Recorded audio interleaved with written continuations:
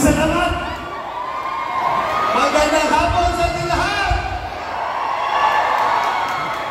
Unang-una, magbibigay pugay mula ako sa lahat ng mga kasamahan natin na sumabay ngayon sa rally na ito ngayong hapon na tinatawag natin ang ayusin natin ang Pilipinas rally. Unang-una, tawagin ko muna. Ito mga tao ito, kagaya ninyo. Sila andito, kayo andito, sila ando sa ibang mga lugar dahil sa kanilang pagmamahal kay Pastor Apollo Kibuloy, dahil sa kanilang pagmamahal kay Pangulong Rodrigo Duterte, dahil sa kanilang pagmamahal kay Vice President Inday Sara Duterte, dahil sa kanilang pagmamahal sa buong senatorial slate ng Philippine Laban. Itong mga tao na ito, wala itong tinatanggap na ayuda. Hindi ito hinahakot. Yes!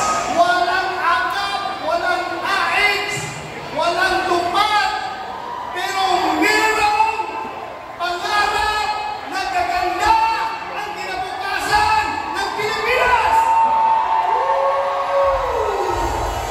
Unahin natin tawagin ang ating mga kababayan sa Baguio. Kumusta kayo dyan?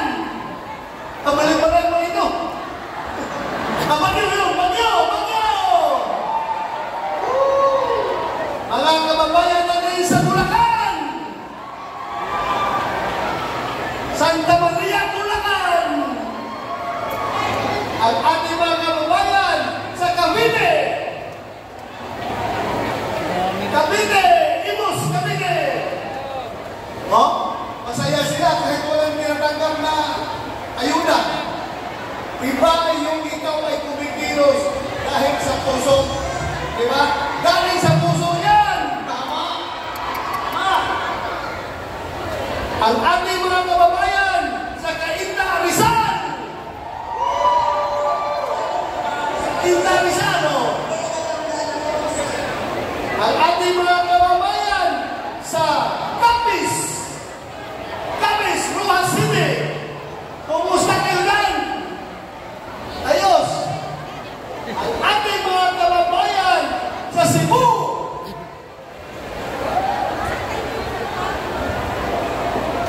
Asan ang Cebu? Yun! Ang ating mga kababayan sa Agusan! Malayo-layo na signal. Meron pa! Meron pa rin! Andyan pa rin sila.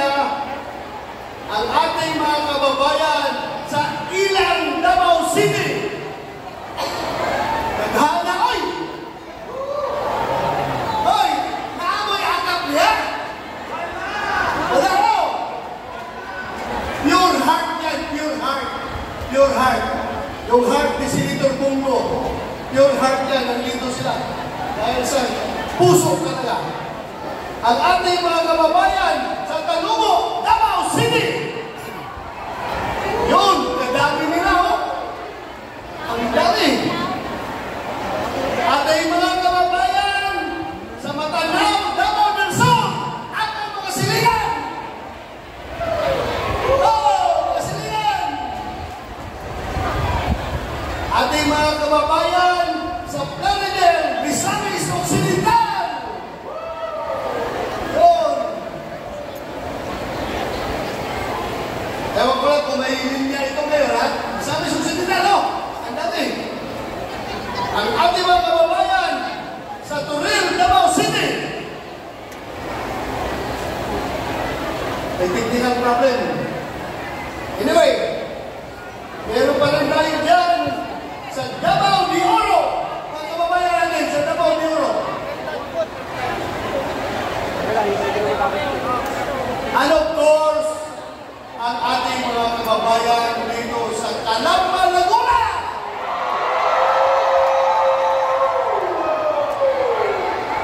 Mga kababayan, maraming salamat. Hindi ko na mahabaan yung aming pananalita. Basta ako, gusto ko lang talagang siguruhin natin. Alam niyo, kagaya sa nangyari ngayon, no? Andyan yung ating mga kababayan kahit walang ayuda.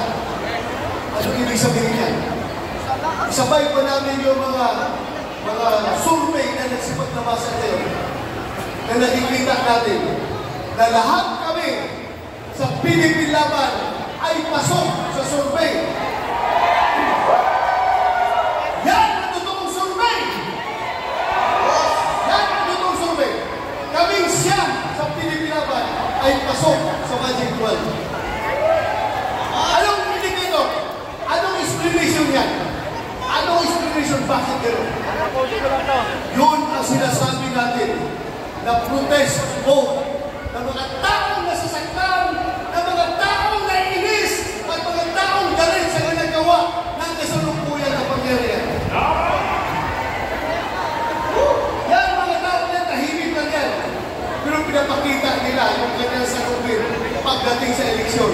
Kaya, I want you, hold your breath, tighten your belt. Pagdating sa eleksyon, sasabihin ko sa inyo, magugulat na lang ang lahat. Na itong siyam na ito, atong JB Bundok, George Coley, Esther Manasagay, Senator Bungo, JB Hindlo, Atty. Raul Lambino,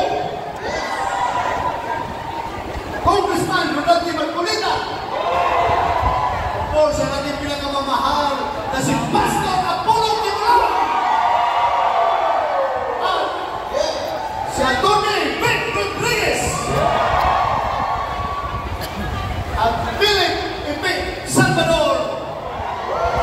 Magulat na lang kayo pagdating sa eleksyon. Itong lahat ng ito yung kalusok. Ako, I am not trying to be a prophet.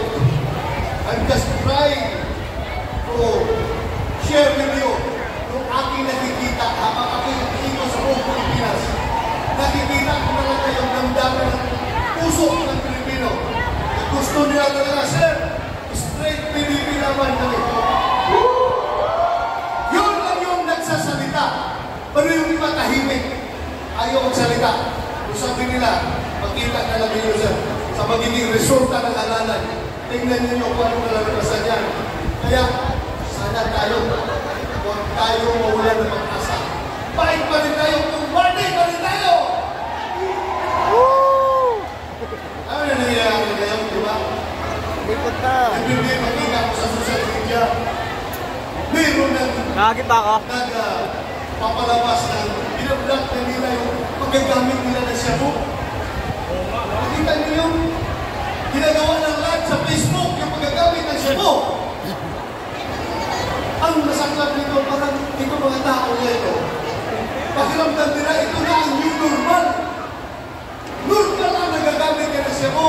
Normal na ito mamayabong mo sa buong mundo na ikaw isang drug user. Bakit? Ano na nangyari sa utak ng ating mga kababayan? Hahayaan ba natin na magiging ganito na lang palagi? Kaya tayo andito dahil nga sabi natin, ayusin natin ang ating bayan ng rally. Yan ang purpose sa rally na ito. Ang mahirap dyan, yung ating mga anak, kabataan natin, wala na yung kultur sa kanila. Sila sige-scan sa social media. At nakikita nila itong mga adik na gumagamit ng sebo na pinagkakopos yung kanila illegal activity.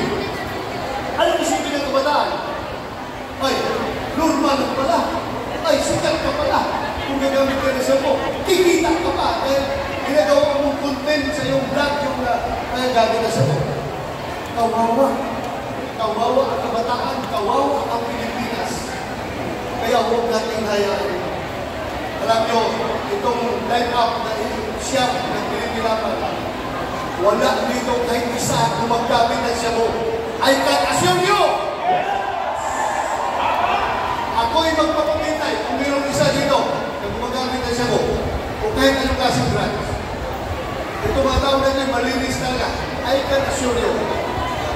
Kaya, tulungan natin ito sila dahil sila ay magiging team na tagapaglinis ng ating bayan. Tutulong sila sa ating kampanya laban sa illegal na droga. Siguro mahaba na ang sinasabi. Marami akong gusto isumbong sa inyo. Pero, sige na lang, next meeting natin, mahabaan natin ang aking pananalita. Nakanda na lang ako siguro. Alam nyo, sa Atty. Jimmy Bundo, professional singer yan. Si Bato, professional boxer. Dati,